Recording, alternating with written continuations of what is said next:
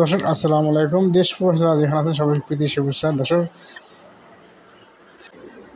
দর্শক আজকে কথা বলবো অসহায় গরিব মেয়েটি আমার এডিশনে কথা বলছে, বলছে ভাই আমি গরিব অসহায়, আমার কষ্ট করা একটু তুলে ধরেন। আমার নাম হচ্ছে মিমা আক্তার, আমাদের বাড়ি হলো গোপালগঞ্জ। আমি খুব কষ্টে দিন যাচ্ছে আমার।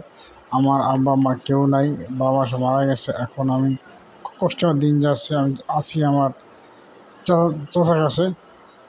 এই চাচাজি আমার সাথে অনেক খারাপ ব্যবহার করে, খারাপ আত্মা করে, মারধর করে, গালমন্দ করে, খাওয়া টাওয়া দেয় না। এই কষ্টে অনেক দিন যাচ্ছে। আমি কাজ করতেছি একটু আমার বাড়ি থেকে প্রায় 2 রাস্তা দূরে, ওখানে কাজ করি, ট্রেনে কাজ করি। সেখানে আরও কয়েকদিন কাজ করে, তারা একসাথে কাজ করি। হ্যাঁ, দেখা যায় দৈনিক 300-400 টাকা পাই, অত টাকা মালিক রেখে দেয়। হ্যাঁ, বাসা আসার পরে সে টাকা আমার মামি জোর করে আমার কাছে টাকা রেখে দেয়। আমার চাষি জোর করে টাকা রেখে দেয় আর বলে তোর ভাত না কিছু নাই, বাসায় এসে আমার কাজ করতে হয়। আমি তো দোকানে কাজ করি, আবার সকালে 8টার যাই, আর বিকেল 5টার মাসে আসা এই দোকানে কাজ করি, বাসায় কাজ করি। বাসায় যা স্বাস্থ্যবিন আছে, হ্যাঁ ভাই আছে, এদের দেখাশোনা করতে ছোটো ছোটো বাচ্চারা আছে, এদেরকে দেখাশোনা করতে হয়, এদিকে থাকতে হয়। আমি কিছু বললে আমার সাথে খুব গালমন্দ করে, তুই মরতেছ না, তুই যেতে থাউস কিনলের জন্য তোর কে আছে এনেন, এই জন্য অনেক মারধর করে। এখন চাচ্ছি আমার বাবার কি জায়গা জমি আছে, যদি একজন ভালো মানুষ পেতাম, তা সে যদি আমার সাথে থাকতো তাহলে একটু জোর হতো, তাকে নিয়ে আমার বাবার জমি টমি উদ্ধার করতে হতাম, আমার উদ্ধার করে আমার স্বামীকে দিতে পারতাম। একজন ভালো মনের মানুষ চাই যে সাহায্য আমার সাথে থাকবো, ভালোবাসবে, এবং সে যেভাবে রাখবো সেভাবে থাকবো। আমাকে যা দেয় দুবেলা একবার ভাত দিলাম, চলো আমি ভাত দিয়ে আমি তার সাথে থাকবো, আজীবন থাকবো, প্রবাসী বা দেশি হোক।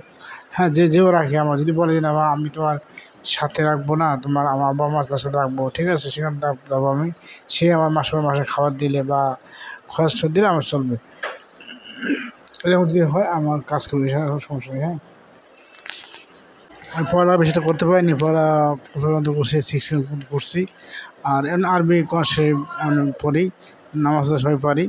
আর যদি কোনো প্রবাসী বা এসব ভাই আমাকে যদি দেখিয়ে পছন্দ করেন, আমার নাম্বার দেওয়া আছে, এই নাম্বারে আমার সাথে যোগাযোগ কথা বলবো। আমি তাহলে আমার যত জীবন ভালোবাসা আমি তাকে বলে দেবো, এবং আমি তাকে বিয়ে করবো, এটা আমার ইচ্ছা আছে।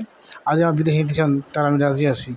হ্যাঁ, যেন যে কোনো ভাই আমাকে ভালোবাসে, কথা বলে, এটাই আমি রাজি।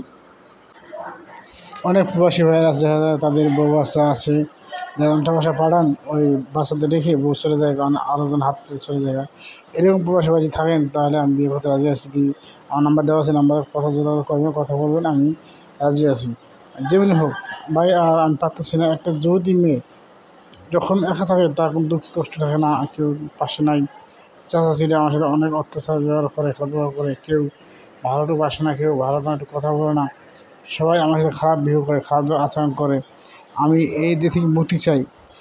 যদি আমার কেউ ভালোবাসেন বা বেশি থাকেন তাহলে আমার নাম্বার দেওয়া আছে, এই নাম্বার সাথে যোগাযোগ কথা বলুন। হ্যাঁ, কেউ খারাপ বাসার কথা বলুন না ভাই, সবাই বলে দিই।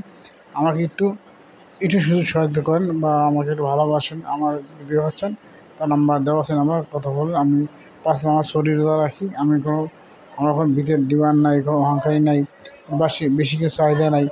আমাকে যেভাবে রাখবো সেভাবে আমি থাকবো। আমার এভাবে থাকা আমার অভ্যাস থাকে, ছোটো থেকে কষ্ট আসছি, কষ্টের কথা বুঝি। দর্শক আজকের মতো বিদায় নিচ্ছি। আল্লাহ হাফেজ, রহমতুল্লাহি ওয়া বারাকাতুহু। সবাই ভালো থাকবেন। এরপর থেকে